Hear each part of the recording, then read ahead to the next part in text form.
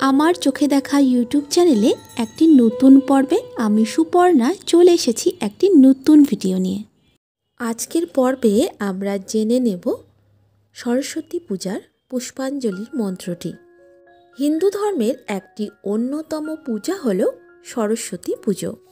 মাঘ মাসের শুক্লা পঞ্চমী তিথিতে বসন্ত পঞ্চমী বা সরস্বতী পুজো হয়। এই পুজোর জন্য সকলে সারা বছর ধরে অপেক্ষা করে থাকে।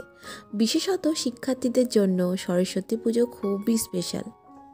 প্রত্যেকটি স্কুল, কলেজ এবং শিক্ষা প্রতিষ্ঠানগুলোতে প্রত্যেক বছর মা সরস্বতী দেবীর পূজা অর্চনা করা হয়।